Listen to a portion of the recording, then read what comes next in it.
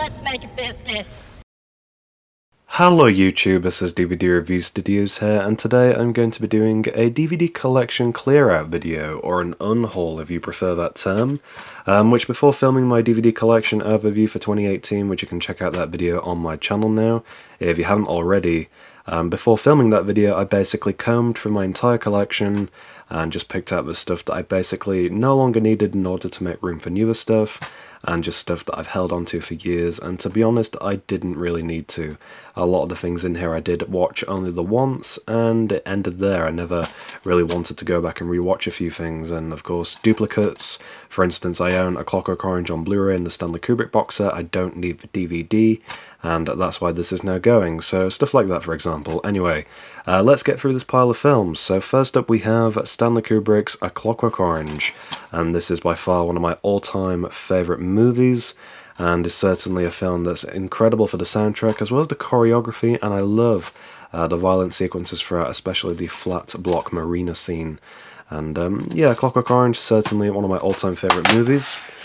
Continuing with the theme of Stanley Kubrick, these two I also own on Blu-ray. We have 2001: A Space Odyssey, and I absolutely love this film. Great mesmerising visuals, a lovable soundtrack in my opinion, and just overall one of the most superb sci-fi films I've ever seen.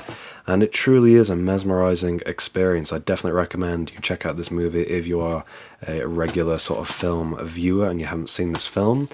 So that is 2001. Next up we have The Shining, which is one of my personal favourite horror movies. Some great visuals throughout. I love the blood room scene. The Grady twins are quite creepy, and of course the iconic scene that was supposedly improvised, the Here's Johnny segment, as you can see from the front cover.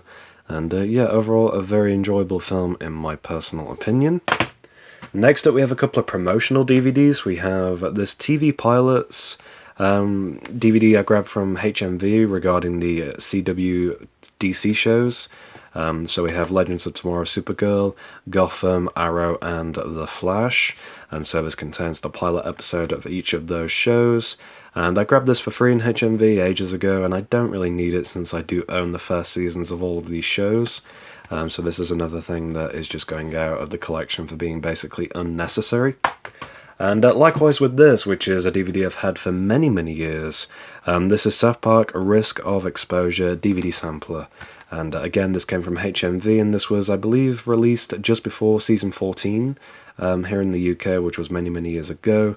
And so as you can see, it says, first time on DVD, the first episode of Season 14, Sexual Healing, was released on this before the actual box set over here. And this DVD set includes 2 other episodes, Dances with Smurfs from Season 13, and Season 6's the new Terrence and Phillip movie trailer, which are all very good episodes. Next up we have Run All Night, starring Liam Neeson and Ed Harris. And this overall was a pretty generic Liam Neeson movie, to be honest. Of course, a lot of his films nowadays at least are quite similar, and this was no exception. It was okay, but it wasn't anything worthy of really staying in the collection. For me personally, it didn't exactly thrill me in the sense that, say, Taken or Taken 2 did. But overall it's an okay film. I quite like Ed Harris's character in this movie, who is essentially the villain, and I believe the story went as Liam Neeson's son accidentally killed Ed Harris's son, and so Ed Harris was coming after Liam Neeson's character's son, etc. Very bizarre, but an okay film.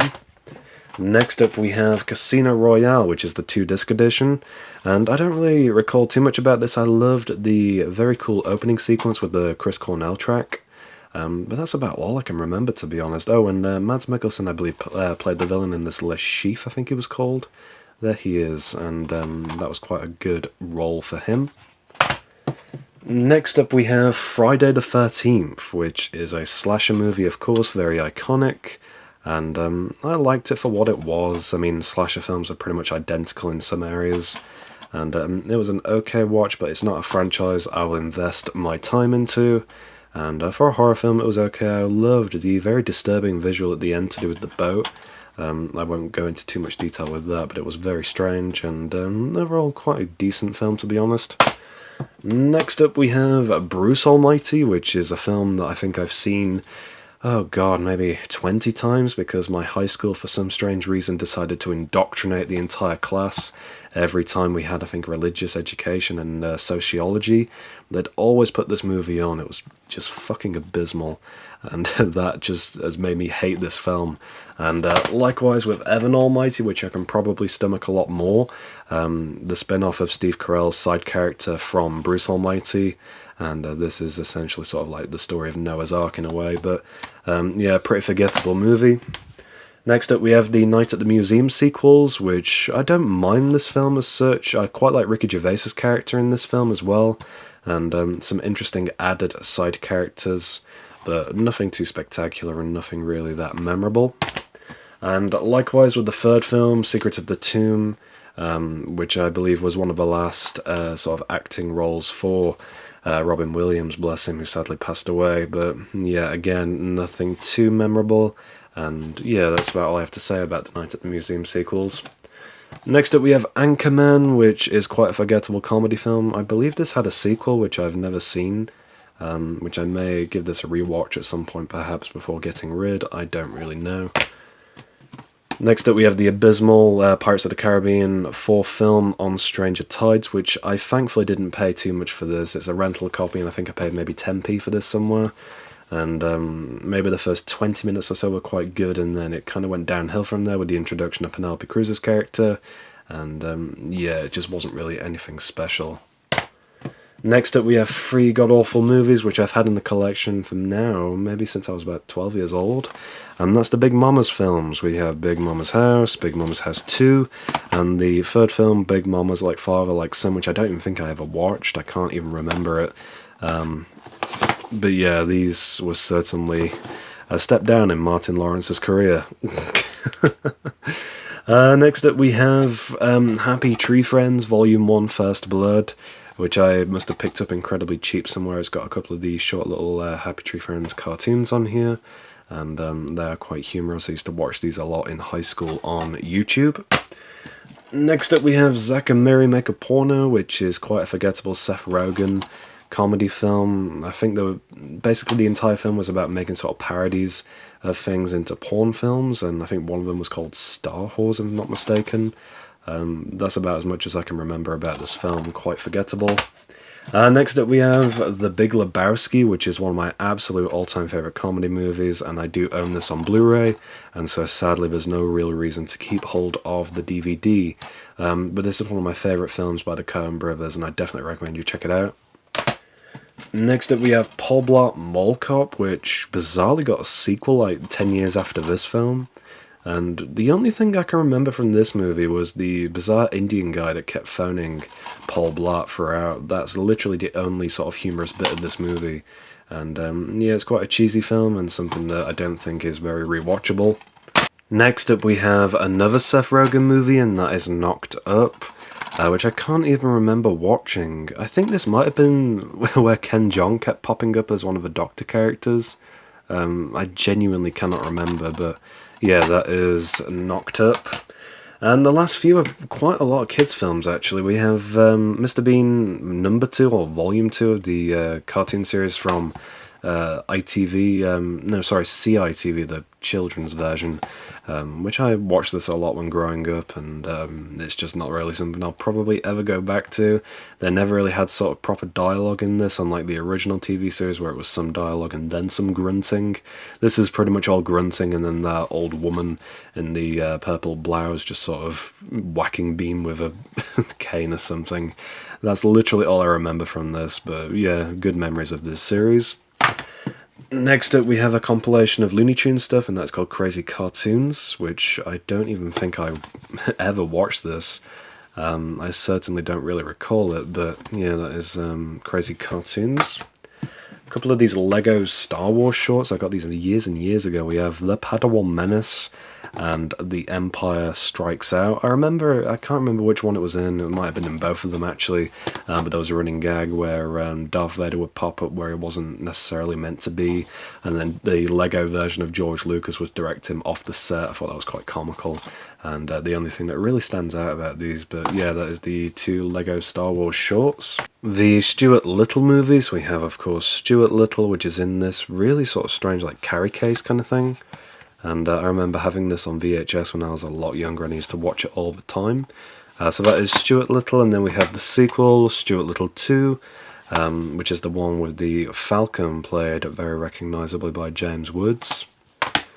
Stuart Little 3, Call of the Wild, which for some weird reason is animated. Never really understood that inconsistency, but bizarrely it is the same cast returning for voice acting this time, with Michael J. Fox, etc. And overall quite a solid sort of trilogy of kids movies. Next up we have Jeff Dunham's limited edition box set of Spark of Insanity and the very special Christmas special.